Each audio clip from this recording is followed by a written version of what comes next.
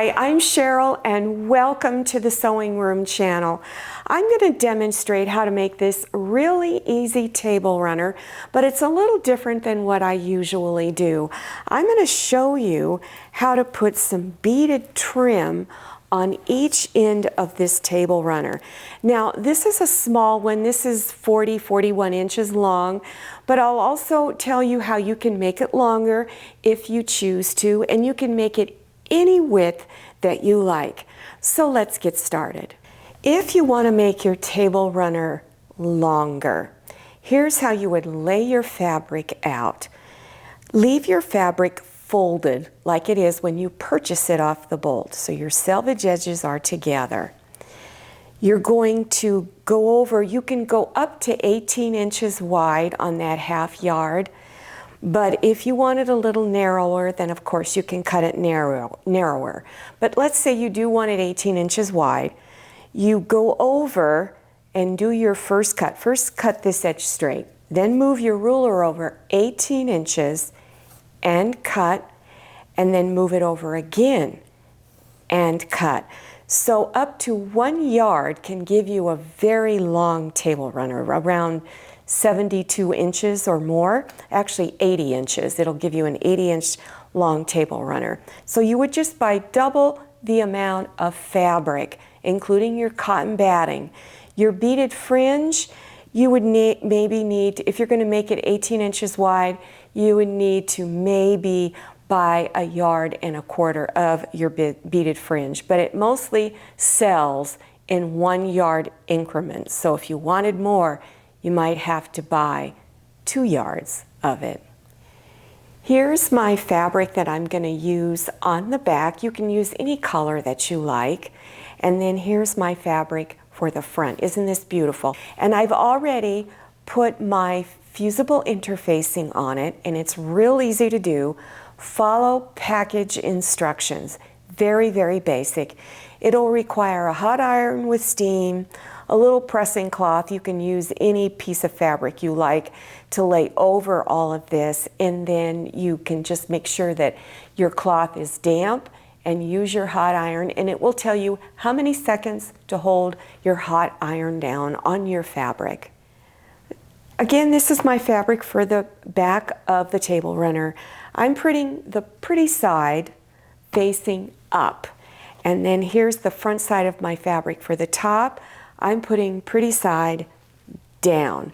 Now, I haven't cut my fabric out that's for the back yet, so I laid my top fabric over it, and then I'm going to cut just to make sure it's an exact fit, because it was just a piece of scrap fabric that I had, and I thought, oh, this is perfect. I also decided to cut my table runner a little narrower. Remember, you can cut it up to 18 inches wide, because my table runner is going to go on a really small console table near my front door, and so I want to make sure it's going to fit okay. So I'm going to go ahead and just cut around my fabric for the back so it's the same size as my fabric for the front.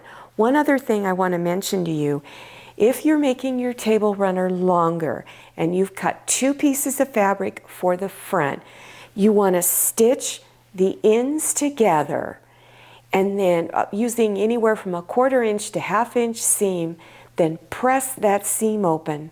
And I like to keep my seam in the middle, so if you need to cut it down a little bit, make sure that your seam is in the middle, so whatever centerpiece you're putting over it, it's kind of hiding that seam.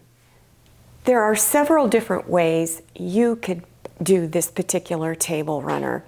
I'm going to put beaded fringe on it. And there's several different ways you could put beaded fringe on. So I'm going to show you the easiest way that I put it on. So if you're going to do the beaded fringe, you're going to pin your 2 fabrics together and stitch a 1/4 inch seam on the 2 longest edges only. This long one here and here. And you're going to leave the 2 end openings open, unstitched. If you are not going to use any beaded fringe, then you want to stitch around all 4 edges at this time, doing a 1/4 inch seam. but leave an opening on one edge that you can use to turn the table runner front side out.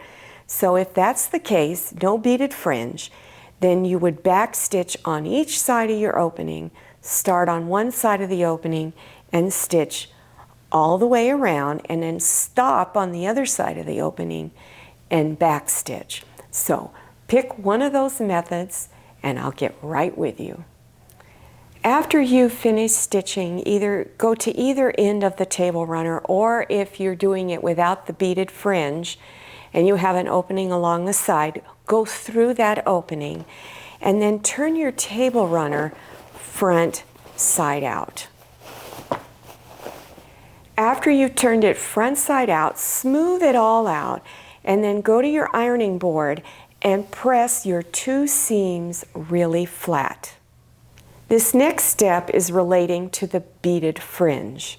So at each end, you want to fold the edges inside 1/2 inch and press them flat.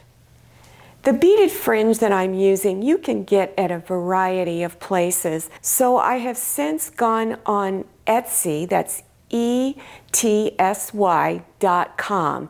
All you need to do is enter beaded fringe, and there are dozens of sellers on Etsy, and the price that I got on mine was $5 a yard.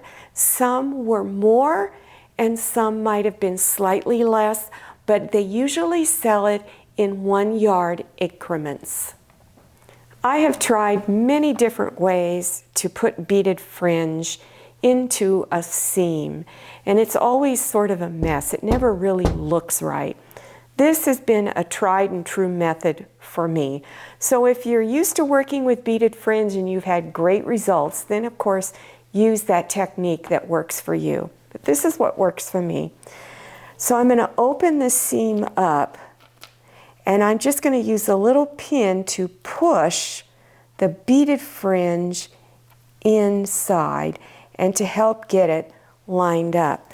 Then once you've got it lined up, then put straight pins to hold it across. Now you'll need quite a few straight pins. I recommend this particular type of presser foot because I've had the best results with that, is either use a narrow zipper foot because you can move your needle to one side of the presser foot, the one that's closest to the beaded fringe, and stitch it down close to the edge all the way across. This is also a presser foot I have on my Viking. It's similar into the fact that I can move my needle to one side and also stitch it down all the way across. Here's what the end looks like on mine. Now I selected the red fringe because the little ribbon that the beads is attached to is red. So if you don't have it exactly in there perfect and you're using it on red fabric, it's not going to be noticed at all. Last step is to do some top stitching, 1/8 of an inch from the edge here on both of the long edges. I often get asked a lot of questions about how would you clean a table runner like this? Well, this table runner I'm not going to use to put food on it, so I'm not going to have to worry about food stains. Most of mine are just going to be used to sort of decorate little tables around my house. Now, I do put something like this on my dining room table, but when it comes time for everybody to sit down to eat, I put something else on the table that's easily washable if I should get any food stains on it. Because this has beaded trim on it, if you need to wash this, I would hand wash it. But most of the time, I spot clean my table runners because I don't want the colors to fade.